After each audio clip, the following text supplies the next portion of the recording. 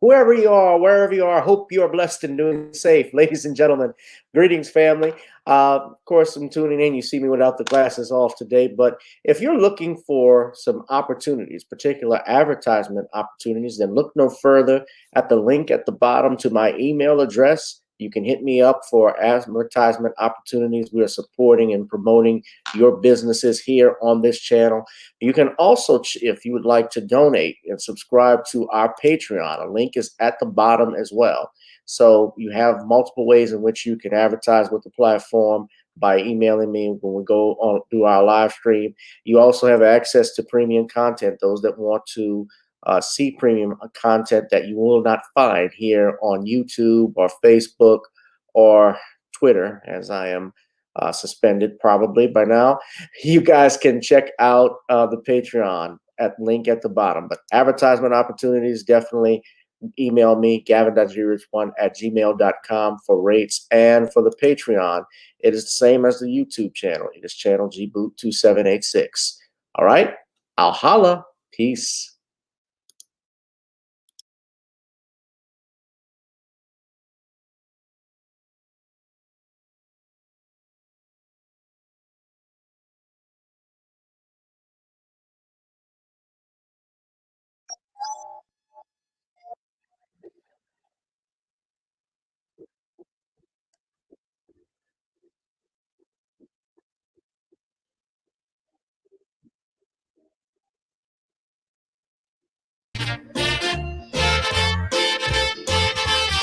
Oh, yeah.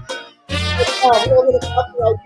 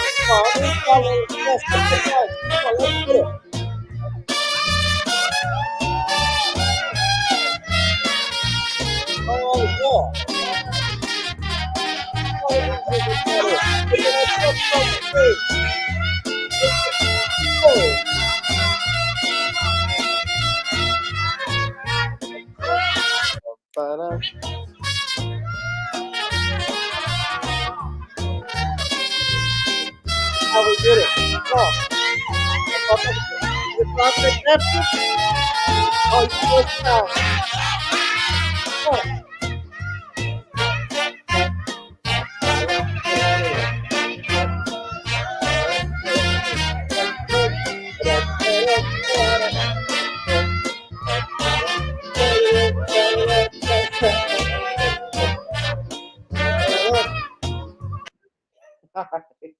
Happy Mardi Gras, everyone. Happy Mardi Gras. This is Random Topic Tuesdays, the hottest live stream on YouTube, ladies and gentlemen.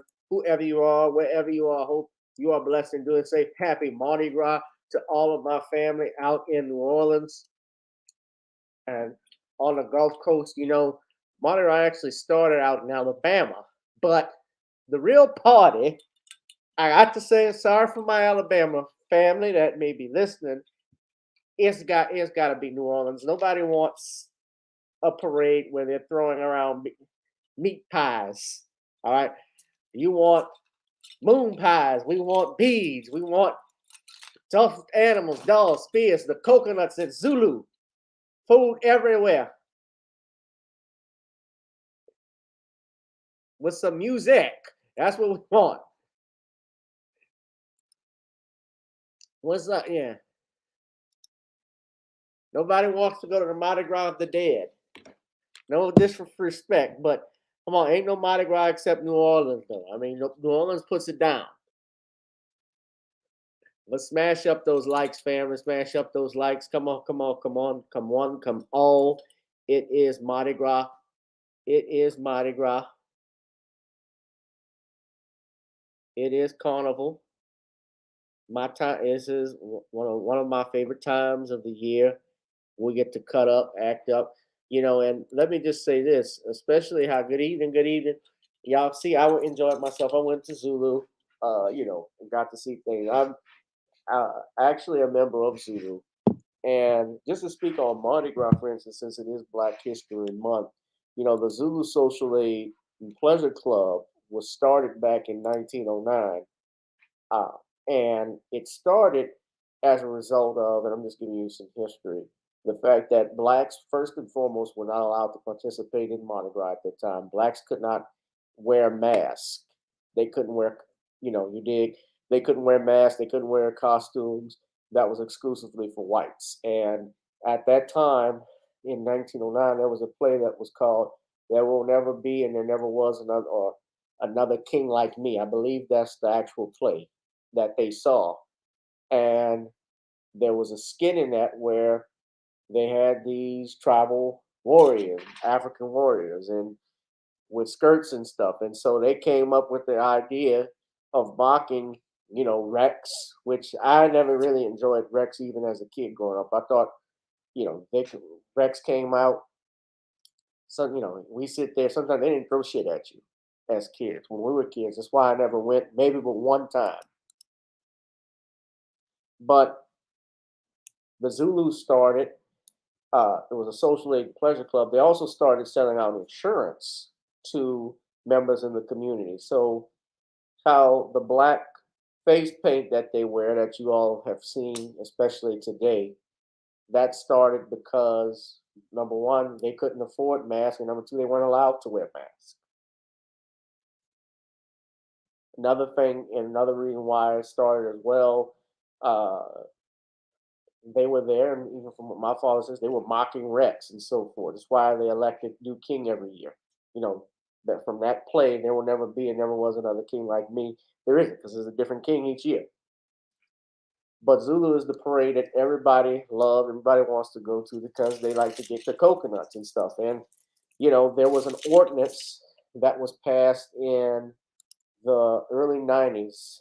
Was it Dorothy Mae Taylor? Yeah, Dorothy, I think it was Dorothy Mae Taylor, who was a city councilwoman. She passed the ordinance that you had to, and this is why there are white members in Zulu, you had to have, although in truthfulness, it started even before this ordinance in the 90s, because there were some crews that did not allow blacks to participate. In fact, one crew I can't think of their name because it was before my time. They actually shut down because they would rather close their club than, or at least not run their parade route because they wouldn't want blacks on there. I can't think of the name of it, but they had to integrate, and they also had, and clubs were ordered to do that. Well, Zulu did that first. Zulu actually started admitting other groups of people. I want to say sometime outside the race, sometimes in the 70s, and I want to say in the 80s probably is when it changed, around that point.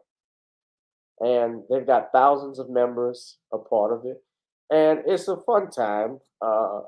Spike Lee was actually one time, I think, our grand marshal, I guess, back in, he came in '01. Actually, it was 2002. He did it. They did it again, I think,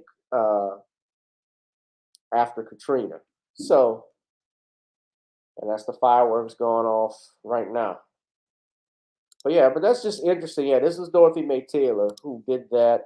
So those that don't know, she's the one that came up with the ordinance that ended discrimination among the Mardi Gras parades and clubs. Because she sat on city council from 1986 to 1994, but she was a state rep.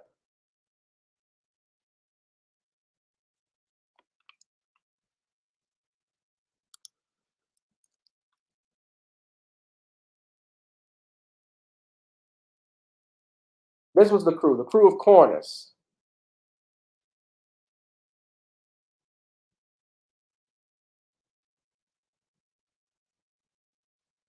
The crew of Corners and Momus. They stopped doing that because they did not want to integrate in the early 90s.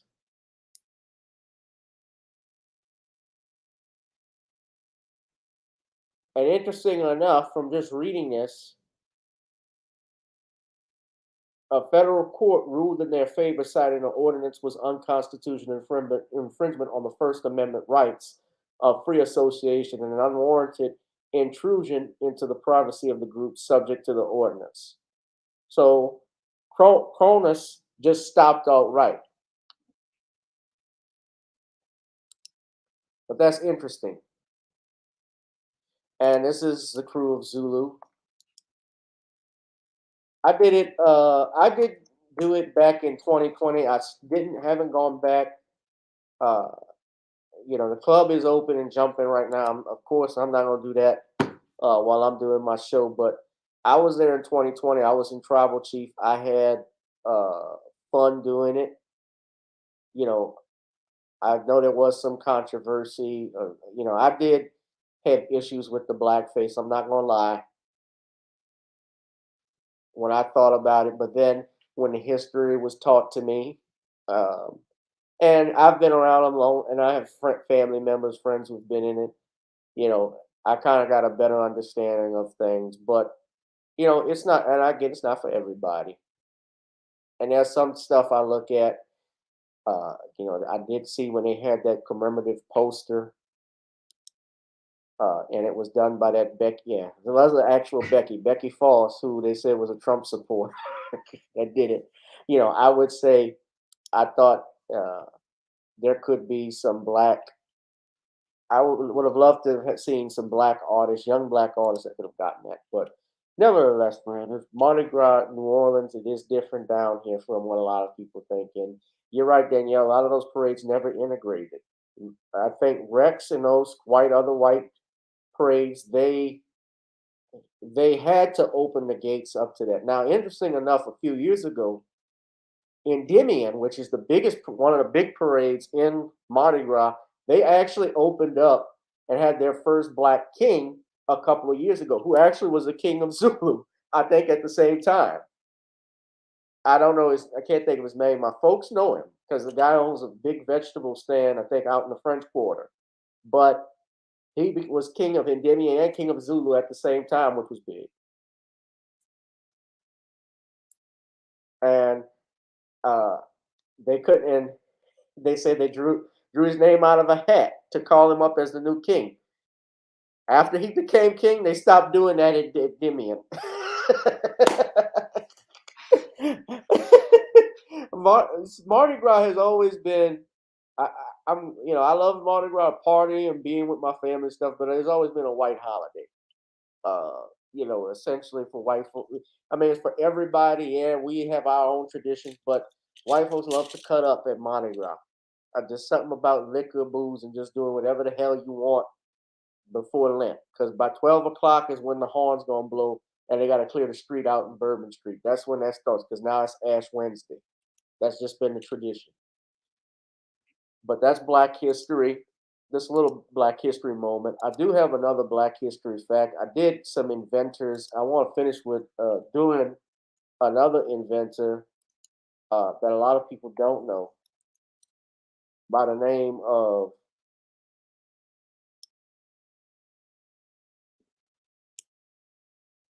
Jesse Eugene Russell. This man, Jesse Eugene Russell, who is from Nashville, Tennessee, he actually created the concept for the wireless digital phone and communication. So if you have an iPhone, you had even a old Nokia. If you had the old flip phones, the Razor phones, you owe a debt of gratitude to Mr. Russell, who created the first digital cell phone. Let's just give you a little information. Mr. Russell is from Nashville, Tennessee, born on April 26, 1948, coming from a poor family in a deprived part of Nashville. However, he got an opportunity to attend the education program at Fisk and did exceptional. He went on to move into electrical engineering at Tennessee State University. He graduated with a Bachelor of Science degree in electrical engineering, and got his master's at Stanford. He created the concept for the first wireless digital phone and communication.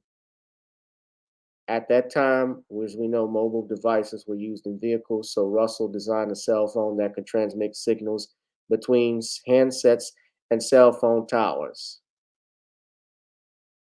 Doing so would make mobile phones more handy and more affordable. In a statement, Russell once said, "Most of the time, people are not in their cars." I said, "Well, that seems like an easy problem to solve, right? Why don't we just take the phones out of the car and put them on the people?" He is responsible for the innovations in the field of wireless communication systems. He created a company in New Jersey called Inc. Networks Incorporated, a broadband wireless communication system that focuses on 4G broadband wireless communication technologies and networks and services. Ladies and gentlemen, Mr. Jesse Eugene Russell, the inventor of the first digital cell phone. This is your Black History moment. Speaking of Black history, guys, let's get into the news. There is some Black history, of course, the worst kind that we ever want to discuss now is Mardi Gras, but obviously we never want to. It's always hard to, especially when we're talking about the death of one of our icons. Today is the 21st anniversary of the assassination of Brother Malcolm X. Now, it's hard to believe, my birthday was 2 weeks ago, and I always remember that when my mom used to give me, had a set of Black history books on it was on great Black leaders, great in arts, in sciences, in uh, civil rights, abolitionists. And I had one on book, and I specifically remember reading one of the chapters of it, and it was for kids, was on Malcolm X. Now, today marks the 58th anniversary of Brother Malcolm's assassination. And I don't think many of us still, Black American, I would say Black America in particular, have ever gotten over his assassination. We still haven't gotten over Dr. King's assassination as we speak. And Malcolm, of course, was assassinated out in Harlem, New York at the Audubon Ballroom while giving a speech for his Organization of African American Unity. Happy birthday to your baby, Danielle. Happy birthday. Now, interesting enough, as I was coming on here, it was brought to my attention as I was looking at the news online. Shout out to Dana with the data because I saw a headline and then I looked this up as well. That it's fitting that on the 58th anniversary of Malcolm's assassination, his family has filed a $100 million lawsuit against the United States government on his behalf for their role in the death of Brother Malcolm. Now, I'm going to play a video. Now, of course, guys, you're going to see who's representing the family and watch this video.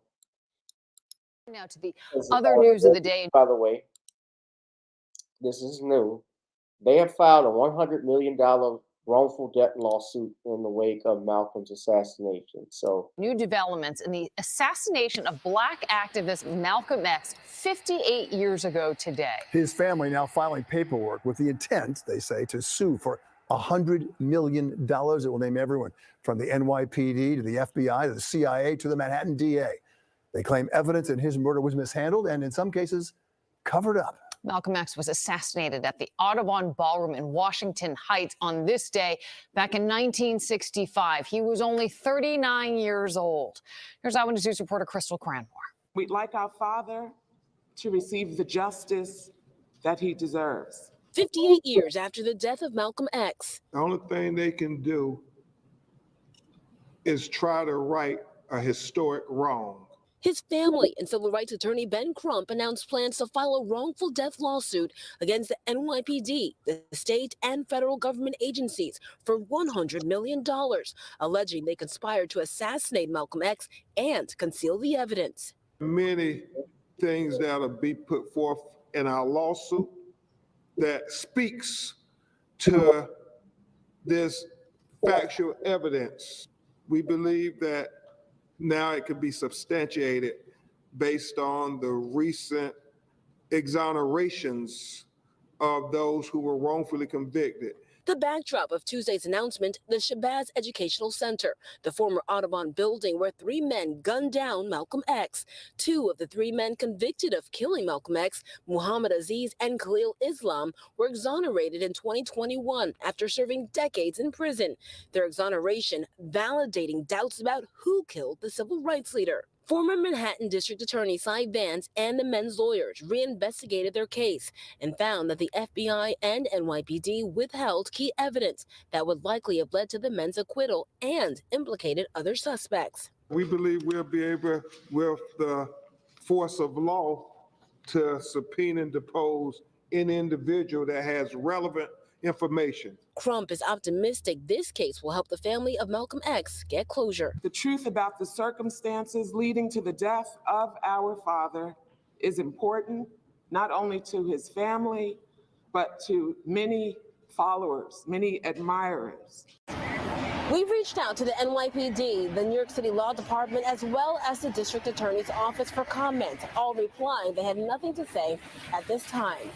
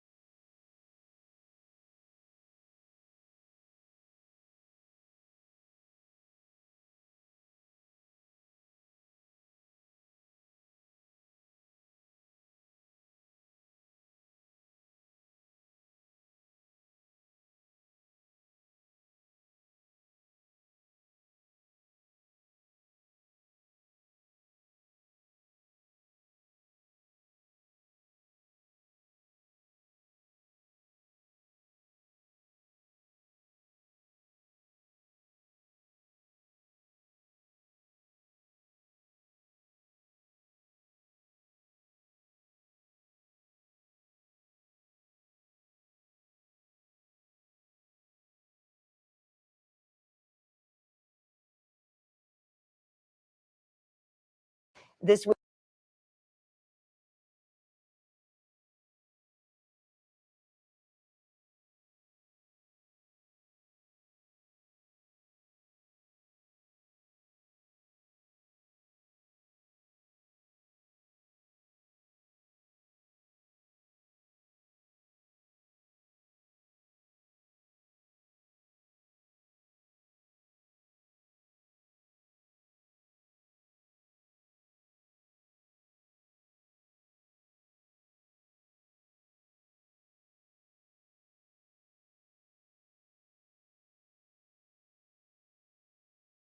week marks the 50th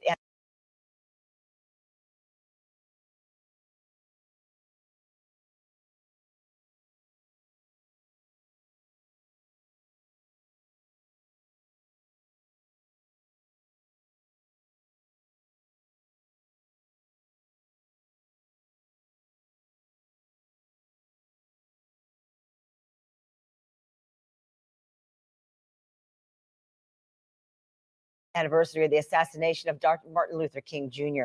While James Earl Ray was convicted of killing him, one Florida man claims his father was actually the one who shot Dr. King. And as Justin Clark reports, that man was from St. Augustine. I've been talking the whole time and my mic was off. Nobody heard me. What I was saying was, I'll just go brief, is that it's believed this is similar to what happened with Dr. King's case in the early 90s. In the late 90s, I should say, when Coretta Scott King and their children, Dexter, Martin Jr., Bernice, and Yolanda, filed a lawsuit against a guy by the name of Lloyd Jowers. I believe I've shown this video before, Today as a bus. but Lloyd Jowers was a guy who owned Jim's Bar and Grill. And essentially, his whole, sometime in the 90s, I think Sam Donaldson. Let me pause this video for a minute. I'll play that in a second. Sam Donaldson did an interview with Lloyd Jowers, and he stated that he had been part of a conspiracy to kill Dr. King. And part of his defense when it went to a civil trial is that, well, he didn't know they were going to kill, there was a conspiracy to kill Dr. King. He just knew that some type of hit was going to happen, supposedly. And he thought I guess, he believed he was going to be named in the suit, named as a co-conspirator. And he decided to come forward. Now, that's Lloyd Jowers. And he was the restaurant owner of Jim's Bar and Grill, which was near the Lorraine Motel where Dr. King was assassinated. Now, and it's been supported by other witnesses, was that at the time Dr. King was killed, he was in the restaurant. So he appeared on an ABC News program called Primetime Live and claimed to be a part of an alleged conspiracy involving mafia and the United States government to kill King. According to Jowers, the alleged assassin, James Earl Ray, was a scapegoat and was not the only person responsible for King. Jowers named a number of different people as the alleged assassins, including a black man who was in the area, a man named Raul, named by Ray to have been involved. Yes, this is documented because Ray had contact with a guy named Raul, and someone he could not identify before finally settling on the story that he hired Memphis Police Lieutenant Earl Clark to fire the fatal shot.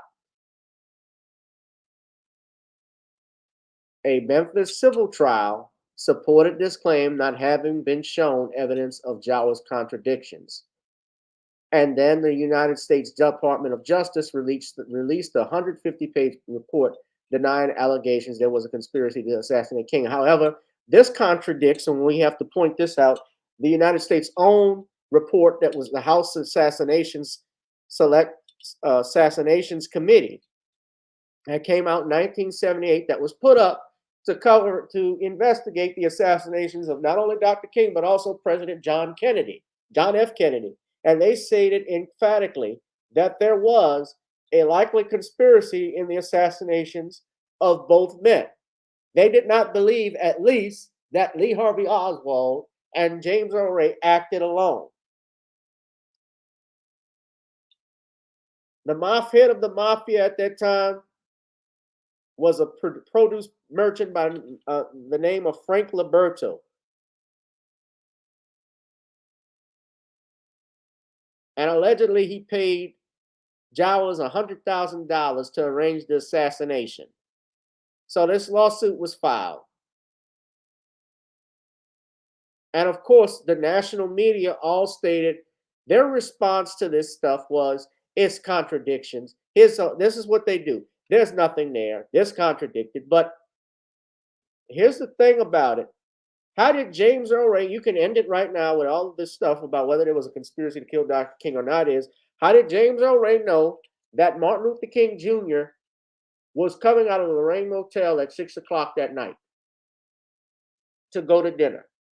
And most of all, how could he shoot the gun with that rifle in that bathroom with risking anyone else coming in there? In that boarding house he supposedly used to kill King, and then throwing his rifle up, so reportedly, on the side of the street.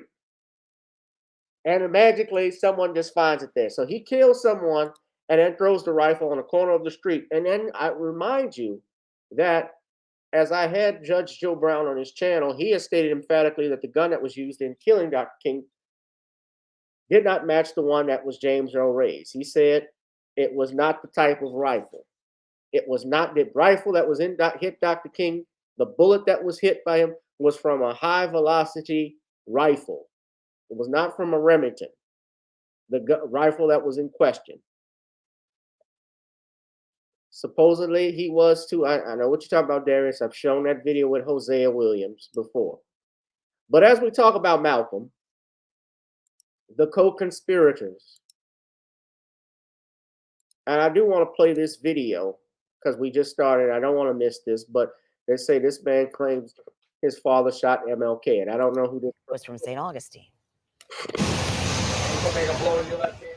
St. Augustine today is a bustling tourist town. St. Augustine in the 1960s still had tourists, but it was also a hotbed of activity during the civil rights movement. Dr. Martin Luther King visited and preached in St. Augustine and encouraged demonstrators. I got a telephone call about 15 years ago from Historian a man David who said Nolan he lives in had St. spent a lot Augustine and has studied the civil rights movement there. And that phone call he got came from a man who'd said he had spent a lot of time in the slave market in 1964. This covered pavilion in downtown St. Augustine is often referred to as the slave market. Whether slaves were actually sold here depends on who you ask. But during the civil rights movement, it was often a place for public demonstrations. And that was where the Ku Klux Klan types held their rallies. So I knew that something was up. Nolan says the man on the phone was Ronald Wilson, who was a minister at the time. He asked Nolan some historical questions. Shortly after that, he held a press conference up in Gainesville. And at that press conference in 2002, Wilson announced his father was actually the man who shot and killed Martin Luther King in Tennessee. His father was Henry Clay Wilson, A local plumbing contractor who had run for public office here. In newspaper reports, the younger Wilson said his father on his deathbed admitted to killing King. Reports also indicate the younger Wilson had no evidence that his father shot King. James Earl Ray was convicted of killing Martin Luther King, but Ray recanted his confession. And I got to say this, he was not convicted. There was no trial. He pled guilty, which was basically what I have told you before, and you've heard this term as an Alford plea, where you plead for your best interest. So to avoid, I guess, the possibility of the death penalty, and that's what this Supreme Court case was about. Guy by the name of, I'm trying to think of his first name, but his name was Alford, which essentially, to avoid I think his name was Henry Alford. That's it. He was going to be he was indicted on a first-degree murder charge. This was out in North Carolina, and in order to avoid the death penalty, he just pled guilty. But then when he got sentenced to 30 years in prison, he decided to recant his plea, saying he only took the guilty plea because he was scared of the death penalty. And so the Supreme Court stated that an Alford plea, while you took it to avoid the death penalty, it doesn't change the effects of a normal guilty plea, as if he knew, for instance, that the death penalty would happen anyway. So in other words, if you plead under Alford, while you're maintaining your innocence, you still would get this, you are still subject to the same penalty that's given, despite the fact that you did it for your best interest. So it doesn't change the outcome or the penalties that you would get. So if you pled Alford to a murder charge and murder carry life in prison. While you can say it's an out for a plea, you can still you would still do in Louisiana. Second degree murder is still life in prison without the possibility of parole.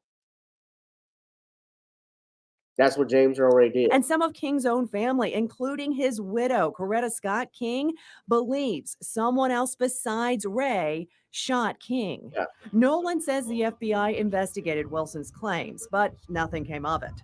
But you know, the assassination of Dr. King, like the assassination of President Kennedy, is something that people will always want. Do we know everything? You know, is it just a simple cut and dried case, or was there some kind of larger conspiracy behind it? So I suspect we haven't heard the last of it. In St. Augustine, Jessica Clark, First Coast News on your side. Now, First Coast News has tried to find Mr. Wilson, but we have not been able to connect with him just yet. All right. Let me just say this. Let me play another video now. We're talking about Malcolm X. This is a clip, I think, from the BBC talking about that lawsuit that was filed. But this exact spot where the is in the Audubon Ballroom. This is a scene. And let me say, what you see in this picture up here, that is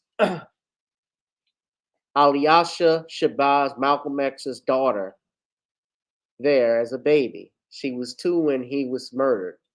I think that's Betty in the car behind him. And that's her today. She's 60. I can't believe she looks good for 60 years old. She's a good-looking woman. Way of life. Their followers, at least 200,000 of them, embrace the faith of Islam and its customs. They want nothing less than a separate Negro state within the United States. One of their most forceful leaders has now broken away, dissatisfied with the policy of the black Muslim.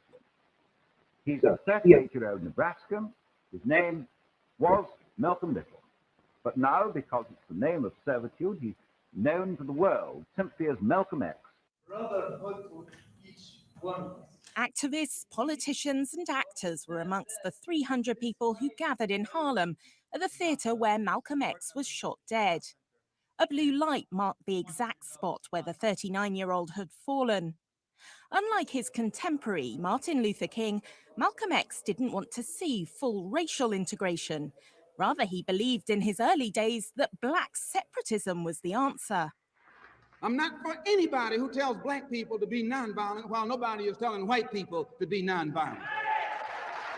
He became famous as the public face of the Nation of Islam, though 3 members of that organization were later jailed for his murder. Relatives of Malcolm X were present at the ceremony in New York to remember him. His daughter, Ilassa Shabazz, wants Americans to take more account of her father's legacy. But I think it's time that he is recognized and that he is accurately recorded in history instead of writing him off and pretending that he was, this man that was racist or that he was prejudiced or any of these things, when he was searching for solutions to the human condition where we could live, we could cohabitate together peacefully. Malcolm X, though, will always be a controversial figure in American history. He unwisely described the assassination of President J.F. Kennedy as the chickens coming home to roost, a quote which did him great harm at the time. And although he modified his militant views before his own assassination in 1965, he remains today a figure very much in the shadow of other civil rights leaders. He is not a shadow to us. I'm really hoping, I don't know what will come of this lawsuit. I will point out why I meant the similarities with the Dr. King assassination. The family in that case, when they sued Lloyd Jowers, they only got $100. The jury only came back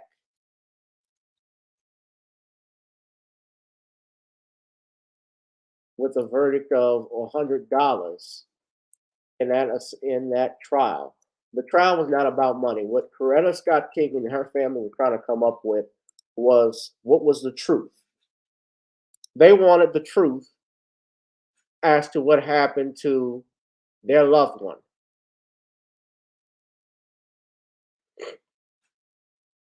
They wanted to know what happened with Dr. King. So the family was granted only $100 in damages. They requested that, and they saw it as vindication.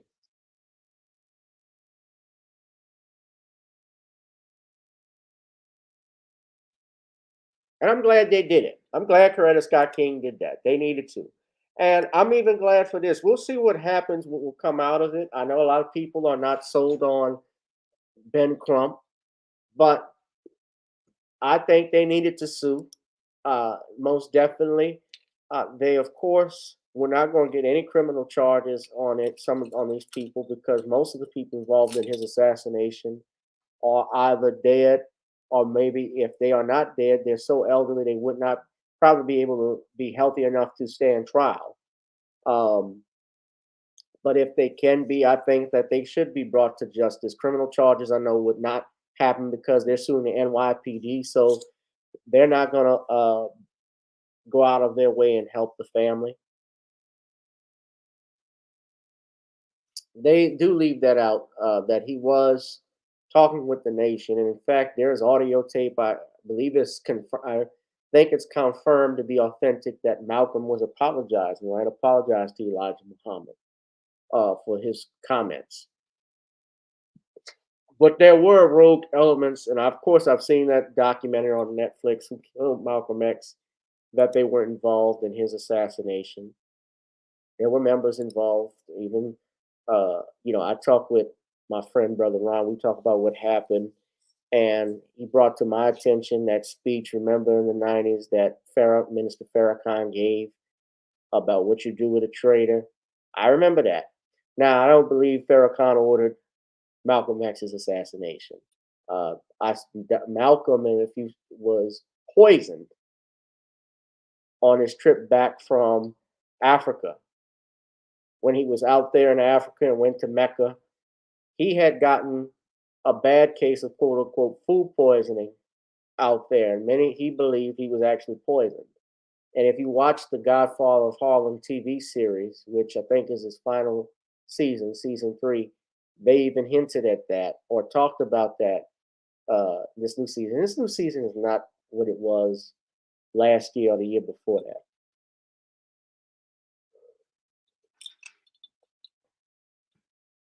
But neither here nor there. We'll see what happens, guys. But hit that like, share, and subscribe button. Hit that notification bell so that when we go live, you get notifications. We're going to do our final topic. Also, I need y'all to please donate. And I didn't mention this earlier. This is a shame. Shame on me, Gavin. Donate. Support this channel by going to the CashApp, PayPal, Zelle, Venmo, the ticker at the bottom, guys. Anything you can do to support the family. This channel is not monetized. I greatly appreciate it. Please do so. We're going to go with our final topic is this case. Now, this was brought to my attention. There is a case before the Supreme Court right now that could determine, or I should say, how social media functions from now on, how the internet functions. So the question before the court is whether these social media platforms like TikTok and Instagram and so forth, YouTube and others, how they should function and should not only function, but what is their liability if it can in lawsuits when you have, for instance, and I'll give you an example and you'll see this video of these challenges that you see on social media that they're doing. What happened, and I saw the story on CBS and how this led to this lawsuit. You had some of these kids that do these they were doing, for instance, something called the blackout challenge. And someone actually died. A child actually died from doing that. You've seen kids on I've seen kids doing alcohol challenges where they put rubbing alcohol on themselves and light themselves on fire. And so the families, I believe, have filed a lawsuit asking the Supreme Court to review this federal law that protects these websites from lawsuits, because the law basically gives them protection against doing so, from being sued, and families are challenging these laws. They basically are they have immunity from lawsuits like this, and of course, it's being challenged now because someone died, and many people, of course, in this Supreme Court case, is Gonzalez versus Google LLC. So they're looking at this right now, and I'm going to play a clip. This is from the CBS Evening News earlier today with Nora O'Donnell. This is the story. I'm sorry, I'm a little congested, but family, this is a case that all of us need to watch right now. Let's go to Nora O'Donnell. Of course, fair use. This is on CBS News.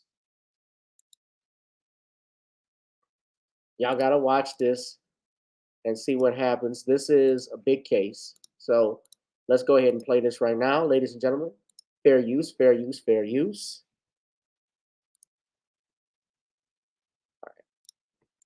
Internet as we know it. The argument is over whether popular tech companies like TikTok and Google can be liable for harmful user-generated low, but I content got it on their loud. sites. CBS's I got Jan as loud Crawford as I spoke with can. one I don't mother know who what's going on, why the volume is so low. says the price of internet freedom is too high. 10 years old, always smiling, Nyla Anderson was a shining star. She was my butterfly. She was everything any mother can ask for. Nyla died in December 2021 after attempting the so-called blackout challenge, which she had seen on TikTok. She's one of at least 15 children aged 12 and under who have died in just 18 months as a result of the challenge. Like other social media outlets, TikTok's algorithms recommend videos and other content to users. Anderson said that feature led to Nyla's death. They are actually feeding into our children. They are sending them videos that they never even searched before.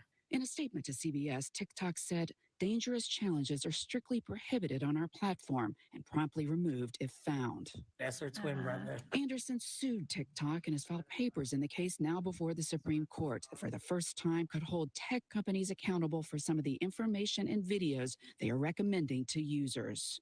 The companies say a 1996 federal law shields them from liability, and that the modern internet would not exist if companies couldn't sort and recommend third-party content to users. Free speech advocates say social media companies have rights similar to newspapers deciding what articles to publish. People criticize social media platforms today, and they have the right to criticize them, but they don't have the right to legally force them to publish certain content, to not recommend other types of content, and so on. But for Anderson and other grieving parents, that has to change. How many more kids until they come to an end? How many more? That's my question to them. How many more children until this stops? A mother continuing to fight for answers. Jan Crawford, CBS News, Philadelphia.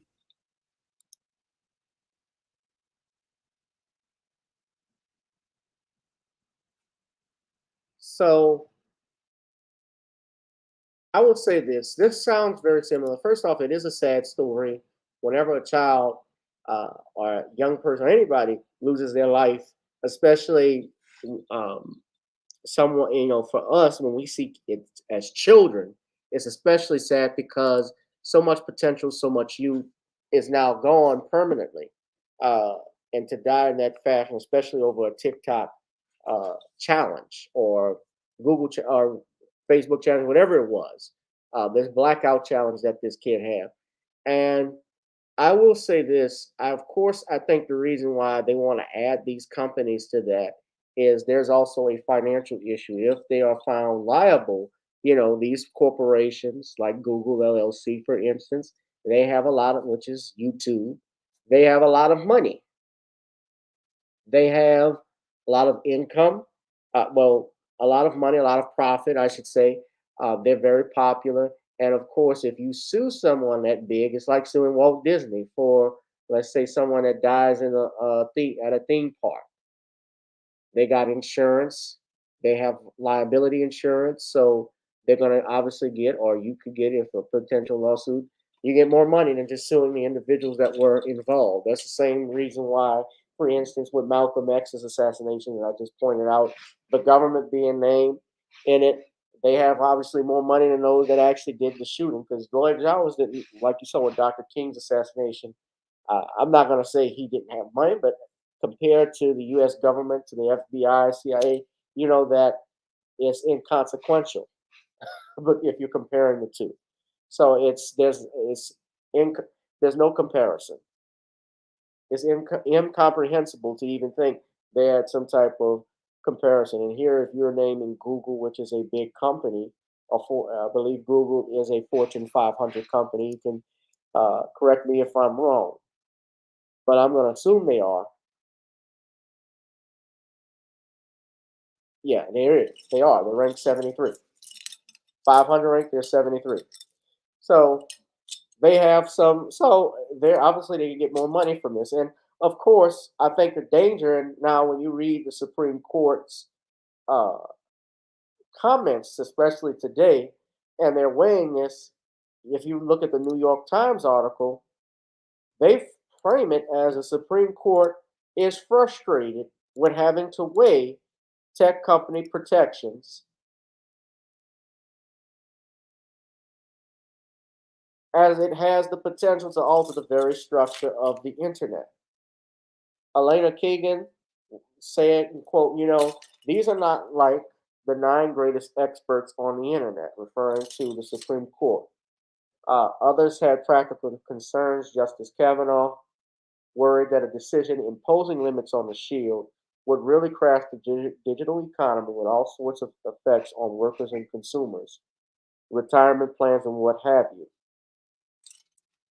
Drawing lines in the area, he said, was a job of Congress. We are not equipped to account for that. The federal law at issue that they're referring to is Section 230 of the Communications Decency Act that shields online platforms from lawsuits over what their users post and the platform's decisions to take content down. Limiting the sweep of the law could expose the platforms to lawsuits claiming they had steered people to post and videos that promote extremism, advocate violence, harm reputations, and cause emotional distress. Now, I can tell you, as you all know, as a content creator, and especially as an attorney, my potential discomfort with changing these laws and so forth, or striking them down, because if it affects the way now, if we think Google is something now, if this law is struck down, we haven't seen nothing yet. We're already dealing with censorship for other menial, I find, minimal things. They are doing it at an all-time high for minimal stuff now. The stuff that children are watching, that they're doing these challenges that could kill themselves, do things like that. They haven't limited some of that. To my knowledge, they haven't. And the statute was before there was an algorithm. Justice Kagan said it was a pre-algorithm statute. And Justice Gorsuch, meanwhile, marveled at advances in AI. He says artificial intelligence generates poetry. It generates polemics. The case was brought by the family of Nohemi Gonzalez, a 23-year-old college student who was killed in a Paris restaurant during the terrorist attacks of 2015, November of 2015, which also targeted the Bataclan Concert Hall. Eric Shatner, a lawyer for the family, argued that YouTube, which is a subsidiary of Google, bore responsibility because it had used algorithms to push Islamic State videos to interested viewers using information that the company had collected about them.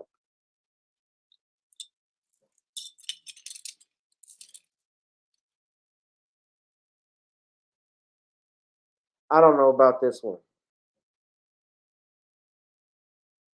but I'm not in favor, like I said, as you know, I always push back against censorship. And I also am a believer in personal responsibility. Now, I find this very similar to what happens when we have gun laws in this country, and of course, there's a mass shooting. The first thing everyone wants to do is change the laws. We want stricter gun control. They push for that. We got to keep our children safe. We need gun measures to keep everyone safe. But the thing is, there are over several hundred gun laws in this country already, and yet it hasn't stopped one mass shooting. And you have to ask ourselves, is it the gun that is doing the killing, or is it the individuals that are doing it? There's no more in this nation a person blaming someone personally for their own attacks. Everyone wants to blame the easiest thing and look for the easiest way out. It's easy to blame the manufacturer instead of blaming the fool that bought the gun and decided he was going to kill someone. We don't look at that. We look at the easiest thing thinking it's going to fix something, and it doesn't. I don't know what these laws would have if there had been. I can't see how the connection that the lawyer is talking about with the algorithm favoring talking about the Islamic State, saying if it hadn't been for that, this would have never happened. We don't know that. Hell, we didn't have the internet. We had the internet back in 9/11, but that didn't obviously stop. I don't think the terrorists needed to look up how to fire planes into a building to figure that out. And I know what we're going to say about 9/11 and so forth. We're not doing that on this channel right now. I know. Truth about 9/11 aside from that, I'm just talking about this.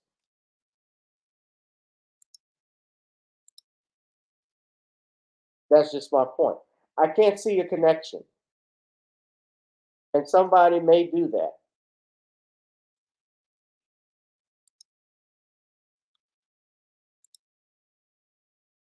Somebody can obviously see what I haven't seen, or I'm not seeing. Please do so. But this is something we're going to have to watch and monitor, because you see this law, if this changes indeed. So basically, an algorithm, like when we talk about me being shadow banned, for instance, an algorithm essentially, and I'm trying to just do my best to explain it.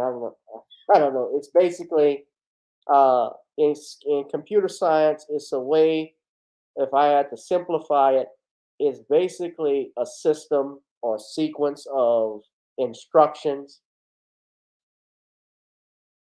of some sorts that leads people to a certain topic. So, for instance, when we talk about, let's say, for instance, if we're talking about cooking, for instance, and you had a video, YouTube designates, as you know, especially if you're talking about cooking lessons, that's why we put hashtags in our topics. When people are looking for that, that is the first thing that will come up. Now, if you're shadow banned, if you're blocked in any way, if there are words that they don't like, then what they do is they don't necessarily scrub your content, but they make sure to place some type of blockade on you so that you're not in the algorithm that most people are searching for. So, for instance, if you go to Twitter right now, what is the trending topic? The most trending topic right now is Ukraine is not. As I'm looking at this right now, there's over 65,000 tweets. But if you went and looked at Gavin Richard's Twitter channel and so forth, and I tweeted that, and of course, this is before the Elon Musk era, you probably wouldn't find that trending at having 25,000 likes or anything like that. But essentially, that's what an algorithm does. For instance, when my highest rated or highest viewed video here on YouTube was a video I did 4 years ago about Aretha Franklin's passing and her funeral. And when I did that video, I had over 4,000 views. Now, this was before, and I can tell I got shadow banned because I didn't even have 1,200 subscribers. I think at that point, I didn't even have 500. But there were people that saw that and saw the video because they were interested in hearing about why Farrakhan didn't speak. And so that was trending, and I got over, like I said, 5,000 views, 4,000 views at that point. So it was big. But that is essentially what the algorithm is. And YouTube's algorithm, you know, they basically will dictate who gets what. So it's basically, if I broke it down for you, Danielle, it's a recommendation system that decides which videos YouTube suggests. That's what it is to its users.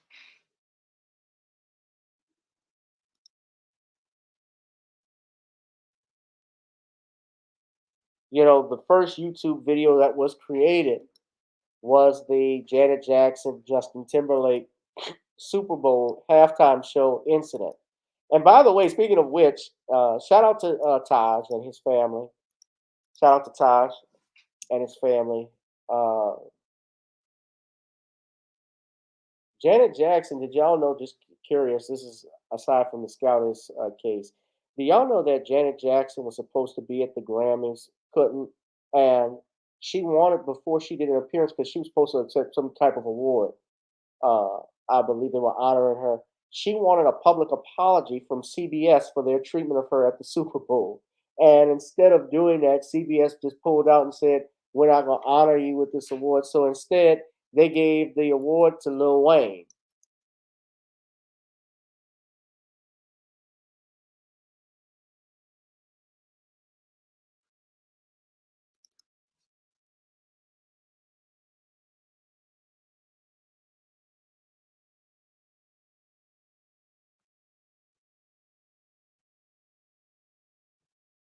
He got the Dr. Dre Global Impact Award. So this was originally supposed to go to Janet, and it went to him. But I'll put the article to that. But essentially, that is what happens with that is what happened with the YouTube algorithm. That's why YouTube was created, to look at that very video. And so millions of people liked it, and it, I think, was, you know, as it was the first video, it had millions of viewers and it caught on from that. Of course, the people that created YouTube at that time, I don't think they created, they obviously didn't have, it wasn't what it is today, as it just got started. But now you have people, so, you know, people trying to do things for attention, sometimes the wrongful things. You know, we've seen these videos. I've seen these videos with people pouring the alcohol in. I remember the milk crate challenge. At some point, there has to be, and I know with kids it's different. With children, it's different. But parents, please, especially adults, even you know, adults there, you have to be the one that supervises your children when this type of stuff happens. You got to monitor what your kids are watching, point blank and simple. Because unfortunately, we will have tragic situations like that. It's like the parents that leave the gun out on the counter and the kid grabs the gun and shoots themselves or shoots their friend when they're playing with it. It's hard to, and I know you can't be there everywhere, everyone at once, but adults have to, guardians, parents have to monitor their children. They have to get back to doing that. But this is going to be an interesting case. People need to read this stuff. People need to look at this stuff, monitor it, because you never know what's going to happen.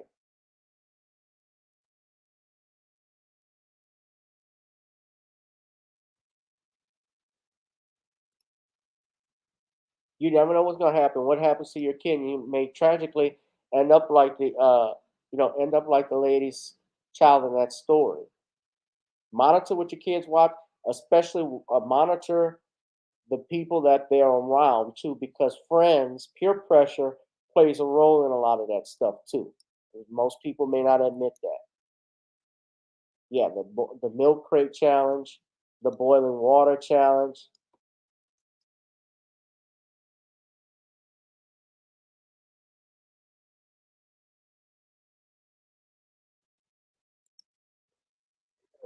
This This is gonna be interesting. But this is the type of stuff I'm talking about. This is an adult. This is not a kid. But watch.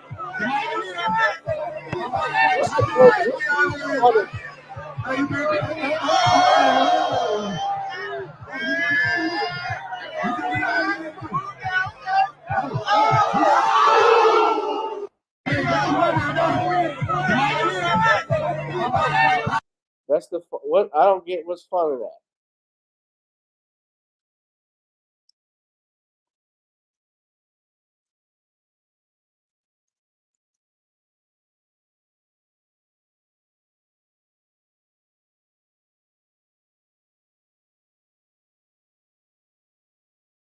I mean, look at this. Dangerous and disturbing new internet trend now has a Southern California connection. It's being called the Fire Challenge. Teens are seen in online videos just like this one, setting themselves on fire and some getting badly burned. That's what authorities say happened to a Santa Ana teen. He's being treated tonight for severe burns. KCAL 9's Bobby Capel is live in Santa Ana with the details on the incident and the warning from local fire officials. Bobby.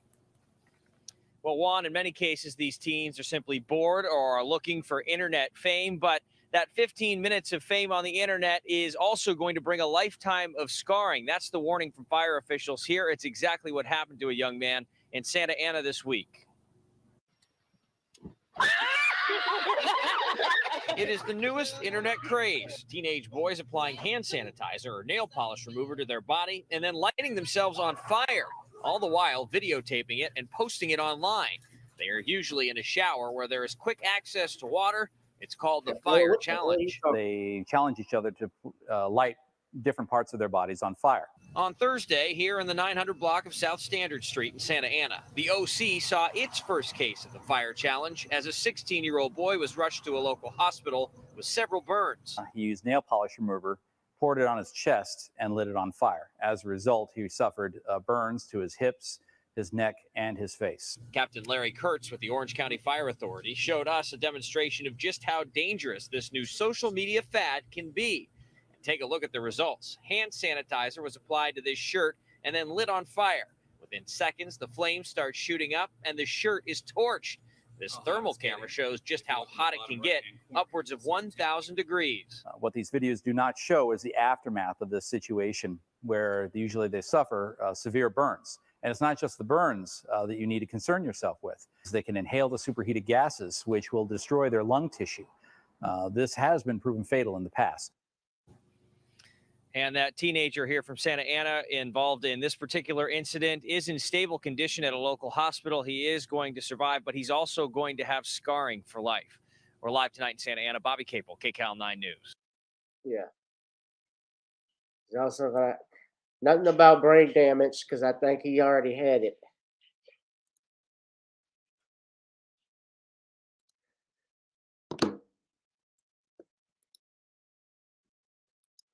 But yeah, man, watch what your kids are watching, ladies and gentlemen.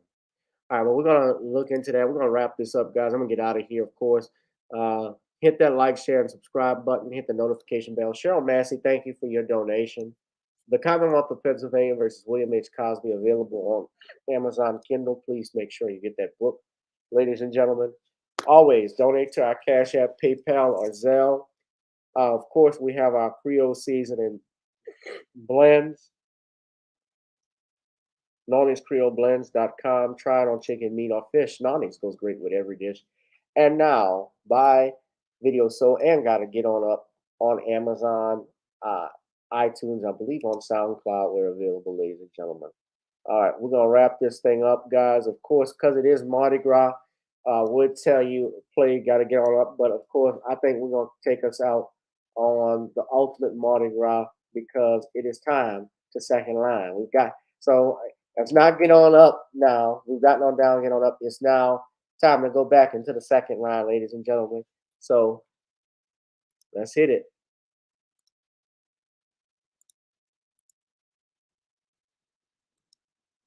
Night, guys.